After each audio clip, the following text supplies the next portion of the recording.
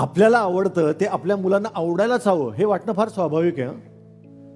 पण मी जेव्हा माझ्या मुलांना सांगतो ना की हे गाणं ऐक किती छान आहे, तेव्हा मला त्यांच्या आवडीचं पण एक गाणं ऐकायला हवं, ऐकायलाच हवं. कदाचित मला त्यातून काहीतरी मिळेल ना. आपली पिढी मात्र सॉलिड आणि पुढची पिढी मात्र अगदी काहीतरीच ऐकते असं का समजायचं. त्यांना उत्तम आवडत असेल की तुम्ही ऐकून तर बघा. मला नेहमी असं वाटतं की आपण वेचलेल्या सुंदर गोष्टी मुलांनी बघाव्यात हे वाटणं स्वाभाविक आहे. पण त्यापुढे जाऊन मुलांना त्यांचं आकाश सापडावं ही इच्छा असायला हवी.